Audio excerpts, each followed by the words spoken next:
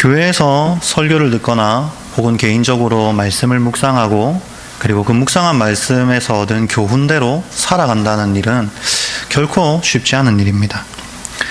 오랜 시간 동안 세상에서 자기 육체를 쫓아 자기 육체의 소욕을 따라 살아왔던 우리가 갑자기 어느 날 예수 그리스도를 믿는다고 해서 그 예수 그리스도의 말씀대로 사라지는 것이 아닙니다. 우리가 구원받은 후에 예수님께서 신비한 능력을 주셔서 지금까지 살아왔던 죄된 그 삶의 습관들을 한 번에 벗어버릴 수 있으면 참 좋을 텐데, 실제로 우리 유치부나 유초등부 아이들에게 가르치는 것처럼 구원받은 후에도 사실 현실적인 우리의 삶의 변화는 아무것도 없습니다. 분명히 성경은 우리에게 생명이신 예수 그리스도를 쫓아서 살아가라고 가르치지만 여전히 우리의 삶은 세상을 쫓아가고 있고 육체의 소욕과 육체의 안위만을 위해 살아가게 됩니다. 참 성경에서 우리에게 가르치는 내용들대로 살아가기란 쉬운 일이 아닌데요. 오늘 본문에서는 그 중에서도 개인적으로 가장 어렵다고 생각되는 두 가지를 이야기하고 있습니다. 첫 번째는 이 작은 자 중 하나를 실족하게 하지 말 것. 그리고 두 번째는 죄를 범한 형제를 하루에 7번이라도 용서할 것. 이 두 가지를 우리에게 가르치고 있죠.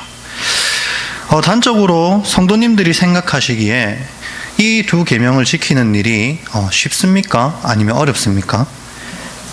굉장히 어려운 것 같습니다. 실족하지 않도록 한다는 것은 이 단어 그대로 넘어지지 않도록 한다는 것입니다. 나의 행동이나 말이나 그 외 여러 가지 것들로 내 주변 형제의 그 신앙을 흔들리거나 넘어지지 않도록 하는 것이 실족하지 않게 하는 것입니다. 저로 예를 들면 제가 지금 하누리교회 전도사로 있지 않습니까? 그런데 제가 말이나 행동에 실수를 해서 혹은 성도님들께 잘못된 행동을 해서 저 전도사는 왜 말을 저렇게 하지? 저 전도사는 왜 행동을 저렇게 할까? 전도사면서 왜 저렇게 살까라는 생각이 들게 하고 그것이 성도님들의 신앙이나 혹은 삶에 영향을 끼친다면 제가 성도님들을 실족하게 하는 것이라고 말할 수 있는 것입니다. 제가 아니더라도 사실 교회를 다니다 보면 이런 생각이 들게끔 혹은 우리를 실족하게 하게끔 하는 모습들, 하는 광경들을 자주 우리는 보게 됩니다. 목사면서, 전도사면서, 강도사면서, 혹은 장로면서, 권사면서, 집사면서 왜 저렇게 말하고 행동할까 하는 생각들을 우리는 자주 하게 됩니다. 그런데 오늘 본문에서 우리가 주의 깊게 봐야 할 부분 한 가지가 있습니다. 그것은 바로 이 작은 자 중에 하나입니다. 예수님께서는 이 말씀을 하시면서 거기에 모여있는 자들을 향해서 이 작은 자라고 지칭하고 계십니다. 왜 그렇게 지칭하느냐 하면 아직 하나님의 말씀이 그들 가운데 자리 잡고 있지 않았기 때문입니다. 즉 오늘날 교회 안에 초신자나 혹은 교회를 오래 다녔음에도 불구하고 아직 그 10년 가운데 말씀의 이끌림을 받지 못하는 어린아이와 같은 신앙을 가진 자들을 가리킨다는 말입니다. 왜 이런 자들을 실족하지 않도록 하라라고 명령하시냐 하면은요, 사실 신앙적인 성숙한 사람은 사람의 행동이나 말로 실족하지 않기 때문입니다. 시편 37편 31절 말씀을 함께 읽어보았으면 좋겠습니다. 읽어보겠습니다. 그의 마음에는 하나님의 법이 있으니 그의 걸음은 실족함이 없으리로다. 아멘. 베드로전서 2장 8절도 한번 함께 읽어보겠습니다. 또한 부딪히는 돌과 걸려 넘어지게 하는 바위가 되었다 하였느니라. 그들이 말씀을 순종하지 아니함으로 넘어지나니 이는 그들을 이렇게 정하신 것이라. 아멘. 이 두 본문에서 우리에게 공통적으로 가르치는 것은 무엇입니까? 우리를 넘어지게 하는 것은, 우리를 실족하게 하는 이유는 곧 하나님의 말씀이 그 심령 가운데 굳게 맺혀 있지 않기 때문이라고 우리에게 말하고 있습니다. 시편에서 다윗은 그 마음에 하나님의 법이 있는 자는 결코 실족함이 없다고 가르칩니다. 또한 베드로 사도도 베드로전서에서 그들의 말씀을 순종하지 아니함으로 넘어진다라고 말하고 있죠. 하나님의 말씀이 아직 그 속에 있지 않은 사람, 영적으로 어린 신앙을 가진 사람들이 바로 이 실족의 대상이라는 것입니다. 따라서 남을 실족하지 않도록 힘쓰기 이전에 기본적으로 내가 실족하지 않도록 날마다 주의해야 합니다. 교회는 죄인들이 모인 공동체입니다. 건강한 자, 의로운 자에게는 의사이신 예수님이 필요 없듯이 그런 자들은 교회에 올 필요가 없습니다. 오히려 세상에서 죄인 취급받고 스스로를 흉악한 죄인으로 여겨서 의사이신 예수 그리스도를 필요로 하는 자들이 바로 이 교회에 모여 있는 것입니다. 죄인끼리 모여 사는 공동체 안에서 아무런 문제가 발생하지 않는다는 게 이상한 일 아니겠습니까? 서로 마음에 안 드는 게 넘쳐날 수밖에 없고 눈에 가시처럼 여겨지는 사람이 많을 수밖에 없습니다. 아무리 교회에서 어떤 직분을 맡고 있다 하더라도 그 사람도 역시 연약한 사람에 불과하기 때문입니다. 우리는 결코 연약한 사람으로 인해 실족하는 일을 생기게 해서는 안 됩니다. 실족하려는 마음이 생길 때 우리에게 주어진 하나님의 법, 우리가 가지고 있는 하나님의 말씀을 꼭 붙들고 우리의 심령이 넘어지지 않도록 늘 깨어 있어야 합니다. 그리고 동시에 오늘 본문에서 명령하듯이 우리는 옆에 있는 형제를 실족하지 않도록 하기 위해서 늘 주의를 기울여야 합니다.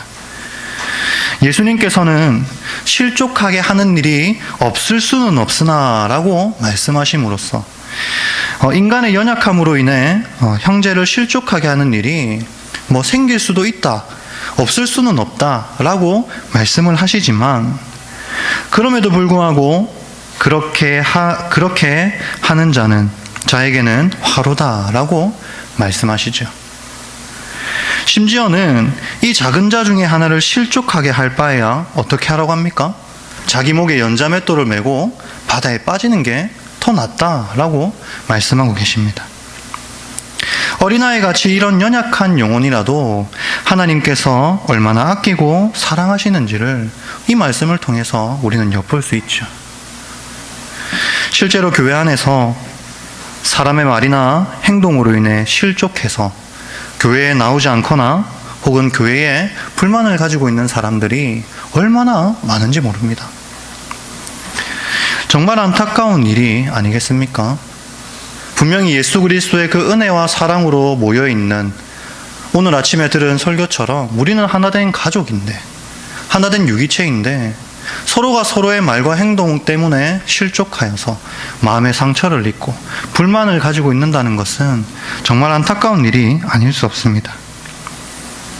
우리가 남을 실족하게 할 수 있는 경우는 너무나도 많기 때문에 그 구체적인 예는 들지 않겠습니다만 오늘 우리는 스스로의 말과 행동을 돌아보면서 나의 행동이나 말로 인해 옆에 있는 형제가 실족하지는 않았는지 계속해서 살펴봐야 합니다. 동시에 우리 중에서 벌써 실족한 마음이 우리의 마음 가운데 있다면 반드시 뿌리치셔야 합니다. 우리에게 주어진 하나님의 말씀을 붙들고 실족한 마음을 뿌리치고 긍휼과 사랑으로 형제를 품을 수 있어야 합니다. 두 번째 명령은 하루에 7번이라도 형제를 용서하라는 것입니다. 사실 이 본문도 앞에 1, 2절에 실족하지 않게 하라라는 명령과 연관지어서 이해해야 합니다. 3절을 보시면 너희는 스스로 조심하라라는 이 말이 먼저 나옵니다. 이 말은요, 형제를 실족하지 않게 하기 위해서 조심하라고 말씀하시는 것으로 보아야 합니다. 그래서 혹시 형제가 죄를 범하거든 어떻게 하라고 합니까? 경고하고, 그리고 그 사람이 경고했을 때 회개하거든 용서하라라고 말씀하시죠. 즉 1, 2절에 실족하지 말게 하라, 않게 하라 라는 명령의 구체적인 예로 생각하셔도 됩니다. 형제가 죄를 범하는 모습을 보거든 그 죄를 계속 정죄하면서 이 사람의 마음을 실족하게 하지 말고 경고하고 이 사람이 회개하고 돌이키거든 용서해라 라고 말씀하고 계신 것입니다. 사실 오늘날 교회 안에서 이렇지 못한 모습을 얼마나 자주 발견하게 됩니까? 사실 교회가 참 말과 행동을 정말 세상보다 조심스럽게 해야 되는 공동체인지도 모르겠습니다. 작은 실수나 작은 잘못도 금방 소문이 퍼져가고 금방 와전되고 금방 쉽게 사람들로부터 손가락질을 받는 공동체가 참 아이러니하게도 교회라는 사실이 참 안타깝습니다. 제 주변에 한 전도사님도 외국에서 살다 온 전도사님이신데요. 한국 문화에 물론 한국 교회가 그렇지만은 않겠지만은 한국 문화에 적응을 잘 못하셨나 봅니다. 한국에서 사역한 지 1년 만에 전도사를 그만두신 분도 한 분이 계십니다. 그분이 저에게 했던 말도 이와 비슷한 이야기들이었습니다. 사실 크게 잘못한 걸 잘 모르겠고 자신의 입장에서도 문화적인 차이인데도 불구하고 이것들이 나에게 비난으로 다가오고 손가락질로 다가온다는 것을 저에게 말한 전도사님이 한 분 계셨었습니다. 참 이런 것들을 볼 때에 오늘날 교회 안에 우리가 가장 기본적으로 가져야 할 자세, 형제의 잘못에 대해서 우리가 경고하고 그리고 그에게서 돌이킬 때 우리가 그것을 용서할 수 있는 모습들이 가장 먼저 우리에게 나타나야 할 모습이 아닌가 하는 생각이 듭니다. 그리고 4절에서는 나에게 죄를 범한 형제의 경우를 말씀하고 있습니다. 내게 죄를 짓고, 즉 나와 상관없는 잘못이나 죄가 아니라 나에게 직접적으로 죄를 범한 경우 어떻게 해야 한다고 가르치십니까? 그 답은 너무나도 단순 명료합니다. 하루에 7번이라도 내게 죄를 짓고 7번 내게 돌아와 내가 회개하노라 하거든 너는 용서하라 라고 가르치시죠. 정말 어려운 명령이지 않습니까? 굳이 설명드리지 않아도 이 말씀이 얼마나 지키기 어려운 말씀인지 성도님들께서도 잘 아시리라 생각합니다. 7번이 아니라 하루에 한 번만 나에게 피해를 줘도, 나에게 직접적인 잘못을 해도 그 잘못을 곱씹고 얼굴을 붉히면서 집에 가서 생각하고 묵상하는 게 우리의 모습이지 않습니까? 그리고 그 이야기를 다른 사람들에게 하면서 풀어놓는 것, 그런 것들이 어쩌면 인간의 본성적인 모습이지 않겠습니까? 그런데 하루에 7번이나 그런 똑같은 죄를 저지른다면 어떻게 우리가 그 사람을 용서할 수 있겠습니까? 이러한 가르침을 받은 제자들은 도무지 이 명령대로 살 자신이 없었던 것 같습니다. 제가 1절에서 4절을 읽어봤을 때 저도 똑같은 마음이었습니다. 도무지 이렇게 할 자신이 없었습니다. 그래서 예수님께 다음과 같이 간구합니다. 우리에게 믿음을 더하소서. 이 간구 어디서 많이 들어본 것 같지 않습니까? 말씀대로 살아가기 위해서 몸부림쳐본 사람이라면 한 번쯤은 이런 기도를, 이런 간구를 해본 적이 있으실 겁니다. 동일하게 제자들은 작은 자를 실족하지 않도록 하고 하루에 7번이라도 형제를 용서하라는 예수님의 말씀을 듣고는 예수님 너무 어렵습니다. 우리에게 믿음을 더하소서라고 간구합니다. 그리고 이 간구를 들은 예수님은 우리가 너무나도 잘 아는 말씀을 제자들에게 하십니다. 너희에게 겨자씨 한 알만한 믿음이 있었더라면 이 뽕나무더러 뿌리가 뽑혀 바다에 심기어라 하였을 것이요 그것이 너희에게 순종하였으리라.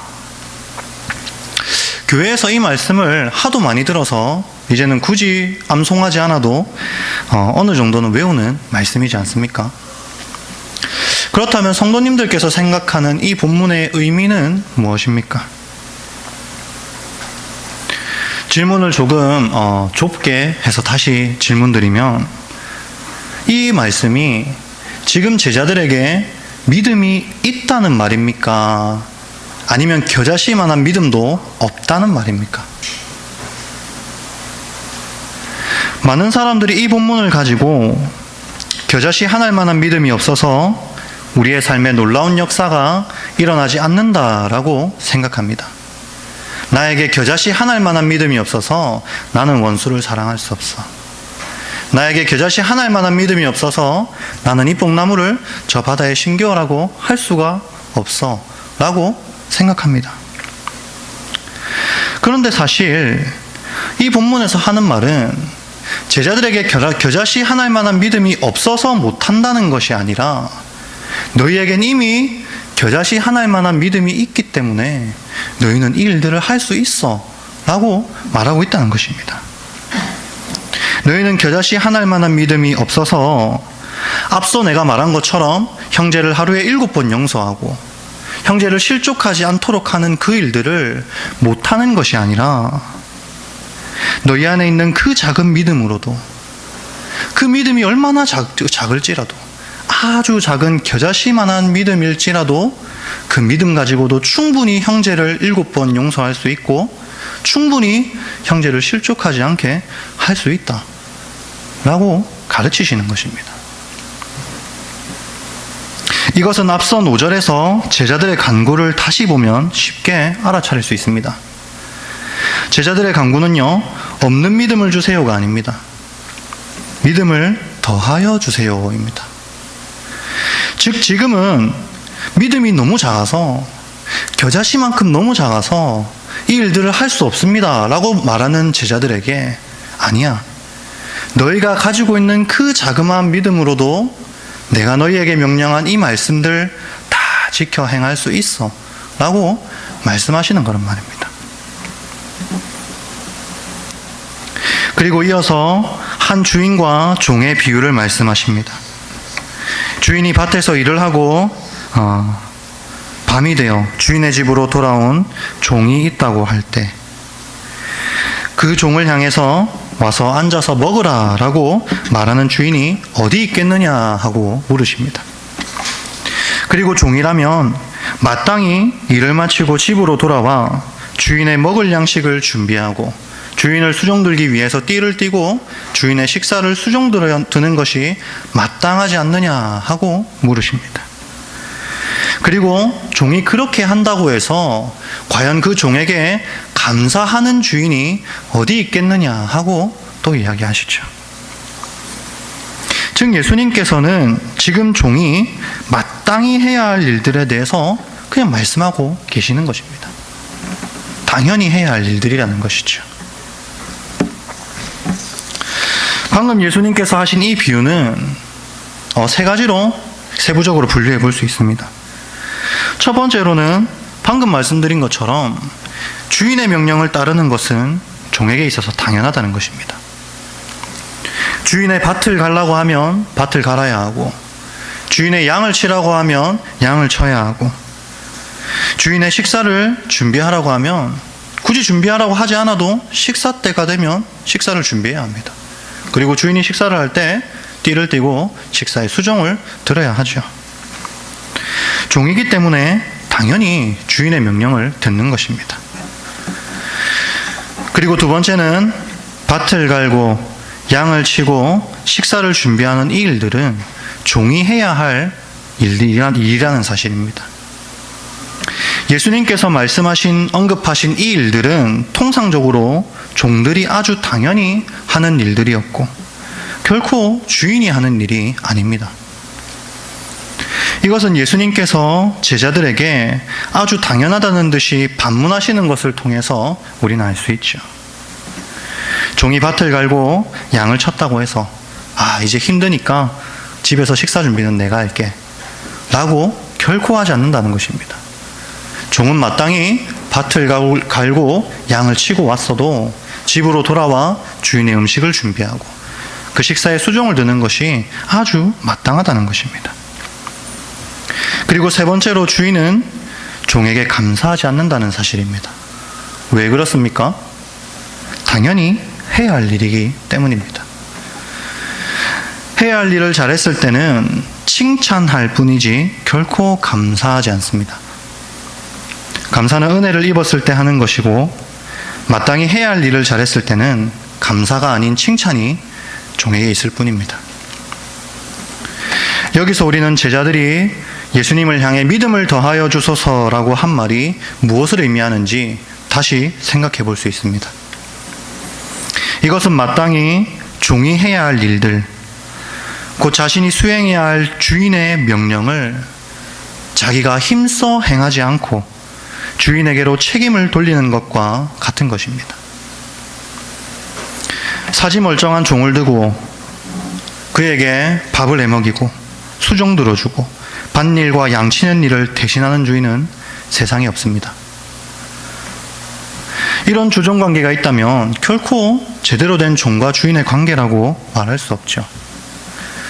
주인이 명령한 일을 제자들은 종으로서 마땅히 해야 하고 그 일을 주인에게 미루는 것은 있을 수 없는 일이며 그 일을 제대로 수행한다고 해서 그것이 감사해야 할 만큼 특별하거나 대단한 일도 아니라는 것입니다. 제자들에게는 이미 믿음이 있습니다. 비록 그 믿음이 겨자씨만큼 작은 믿음이라 할지라도 예수님의 말씀을 따라 살아갈 만큼의 정당한 믿음과 신앙적 의식이 제자들에게는 이미 있다는 말입니다. 소자를 실족하게 하지 않는 일, 하루에 7번이라도 형제를 용서하는 일은 초월적인 믿음으로 신비하게 꼭두가시처럼 행해지는 것이 아니라 그리스도의 종으로서 제자들이 마땅히 해야 할 일입니다. 이것을 지키며 산다고 해서 그것이 특별하거나 대단하게 여겨져서는 안 됩니다. 그리스도인은 곧 그리스도의 종된 자들이라는 뜻이지요. 너무나도 잘 알고 있는 사실이지 않습니까? 따라서 그리스도인이 주인이신 예수 그리스도의 말씀을, 예수 그리스도의 명령을 따라 사는 일은 당연한 일입니다. 사지멀쩡한 종처럼 제자들에게는 이미 형제를 용서할 수 있는 믿음이, 비록 겨자씨만큼 아주 작다 할지라도 그 믿음이 이미 제자들 마음 가운데 있습니다. 제자들은 믿음을 더하여 주소서라고 요구할 것이 아니라 이제는 믿음의 실천을 예수님 앞에 보여야 하는 것입니다. 야고보서 2장 17절 말씀을 다 같이 한번 읽어봤으면 좋겠습니다. 읽어보겠습니다.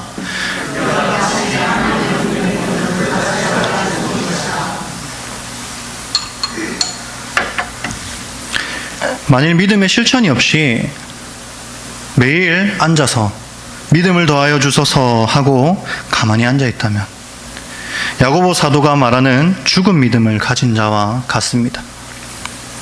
흔히 믿음의 실행이라는 말을 사용하는데요. 단적인 예로 이스라엘 백성이 가나안을 향한 광야의 길을 걸을 때에 맨날 하나님 앞에 하나님 가나안 땅에 도착하게 해주세요. 우리가 가나안에 무사히 입성하게 해주세요 하고 기도하면서 정작 한 걸음도 떼지 않고 주여 지금 이곳이 좋사오니 하면서 그곳에 친 장막을 거두지 않고 계속 거기서 머물러 있다면 그들은 결코 가나안 땅에 들어갈 수 없습니다. 그 길이 비록 40년이라는 시간이 걸렸지만 여호와의 인도하심 안에서 고난과 핍박을 당하면서 수많은 전쟁을 치르면서 그들이 가나안까지 자신의 발로 걸어가야만이 그 가나안 땅에 도착할 수 있는 것입니다. 내가 가는 이 길의 끝에 하나님께서 예비하신 약속의 땅이 있을 것이라는 믿음을 가지고 광야길을 두 발로 걷는 것은 이제 이스라엘이 해야 할 일입니다. 동일하게 하나님께서는 이미 제자들에게 믿음을 주셨습니다. 제자들은 이제 예수님의 명령대로 살아가기만 하면 됩니다. 자신의 아들을 죽인 자를 양자로 삼은 손양원 목사님 같은 분의 일화를 들으면 우리는 어떤 생각을 하게 됩니까? 야, 대단한 분이다 라고 생각하면서 엄지손가락을 지켜 세우게 되죠. 왜냐하면 우리는 엄두도 못 낼 엄청난 일이기 때문입니다. 그런데 우리가 착각하지 말아야 할 것은 손영원 목사님께 그 순간 신비한 믿음이 부여되어서 아들을 죽인 이 사람이, 이 양자가 갑자기 사랑스럽게 보인다거나 혹은 이 양자가 전혀 밉지 않다던가 그런 일이 이 목사님에게 있지 않았다는 것입니다. 같은 식탁에 앉아서 밥을 먹는데 목구멍이 밥에 안 넘어가고 얼굴을 잠깐만 쳐다봐도 속에서 우라가 치밀어 오르는 그 마음. 비록 제가 그 마음을 다 어떻게 이해할 수 있겠습니까마는 얼마나 그 마음이 찢어지고 아팠겠습니까? 감히 제가 상상할 수 없을 만큼 힘들었겠죠. 그런데 왜 송량원 목사님께서는 그런 일을 하셨습니까? 종이기 때문입니다. 주인이신 예수님께서 오늘 본문에 나와 있는 것처럼 그렇게 하라고 명령하셨기 때문입니다. 내 감정이 어려워도, 내 몸이 조금 힘들어도, 그리스도인이라면, 예수님의 종이라면 이런 일들을 보고 놀라워하는 것이 아니라 당연히 그렇게 살아야 합니다. 세상이 몸이 피곤하다고, 자기 감정이 조금 우울하고 안 좋다고 해서 밭일을 하고 돌아와서 주인에게 밥 차리라고 하는 종은 없습니다. 하나님의 말씀을 따라 살아가는 일은 굉장히 어렵습니다. 육체의 소욕을 쫓아 살아가는 세상에서 그와 반대되는 길을 걷는다는 것이 어떻게 쉬울 수 있겠습니까? 내 몸 하나 건사하기도 바쁜데 옆에 있는 형제가 실족하는지 말든지 무슨 상관이 있습니까? 남에게 미움받을 용기를 가지라고 말하는 세상에서 나 자신의 행복을 추구하고 나 자신의 이상을 추구하는 데에 나의 모든 것을 쏟으라고 가르치는 세상에서 남에게 신경 쓸 만한 겨를이, 남의 실족하지 않도록 할 만한 겨를이 우리에게 어디 있겠습니까? 평생에 한 번만 나한테 잘못해도, 한 번만 나한테 죄를 지어도 인연을 끊고 평생을 미워하는 사람들이 세상에 넘쳐나는데 왜 우리는 하루에 7번이나 같은 잘못을 저지르는 형제를 용서하고 또 용서해야 합니까? 그래서 우리는 종종 믿음이라는 명목으로 우리가 마땅히 해야 할 일들을 미루는 경우가 얼마나 많은지 모릅니다. 나는 믿음이 연약해서 아직 그렇게는 못해. 나는 믿음이 없어서 아직 이 말씀대로는 못 살아. 아직 믿음이 없어서 나는 하나님의 말씀을 따라 살 수 없어. 하나님 나에게 믿음을 더하여 주소서라고 간구하는 경우가 얼마나 많은지 모릅니다. 그렇게 기도할 때에 하나님께서 우리에게 어떤 응답을 주시겠습니까? 겨자씨 한 알만한 믿음만 있어도 충분히 할 수 있어. 밭을 갈고 와서 조금 힘들어도, 그리고 양을 치고 와서 몸과 마음이 지쳤어도 주인의 명령을 따라 식사를 준비하고 수정을 드는 것이 우리에게는 마땅합니다. 말씀대로 살아가기 힘들어도 말씀대로 살아가는 것이 우리에게는 마땅합니다. 지금 성도님들의 뇌리에 성도님들께 잘못해서 관계가 틀어진 사람이 있다면 오늘 이 예배가 마치고 나가는 길에 그분에게 연락해서 먼저 화해의 손길을 내미실 수 있는 분이 있으시겠습니까? 혹시 나의 말이나 행동으로 실족한 형제가 여러분 머릿속에 떠오른다면 먼저 찾아가서 용서를 구하셔야 됩니다. 혹시 본인이 실족할 위기에 있다면 하나님의 말씀을 가슴에 새기고 실족하지 않도록 주의해야 합니다. 혹시 누군가 내게 와서 내가 도무지 용서할 수 없는 죄를 짓고 내게 용서를 구한다면 그 일이 어떤 일이든 용서해야 합니다. 어렵겠죠. 정말 힘들 것입니다. 하지만 우리는 종이기 때문에 그렇게 하여야 합니다. 그리고 가장 중요한 것, 우리는 무익한 종이라 우리가 하여야 할 일을 한 것뿐이라 라는 고백이 날마다 우리의 입술에서 나와야 합니다. 주인은 결코 종에게 감사하지 않습니다. 다만 칭찬할 뿐입니다. 오늘 들은 말씀처럼 우리가 그리스도의 종으로서 하여야 할 일을 마땅히 하면서 살다가 마지막 날에 예수 그리스도 앞에 서게 될 때에 주님께서 우리를 착하고 충성된 종이라고 칭찬해 주실 것입니다. 행함이 없는 죽은 믿음이 아니라 행함이 있는 살아있는 믿음, 종으로서 마땅히 하여야 할 일을 충성되게 행하는 저와 한우리 성도님들 되시기를 바랍니다. 제가 기도하겠습니다.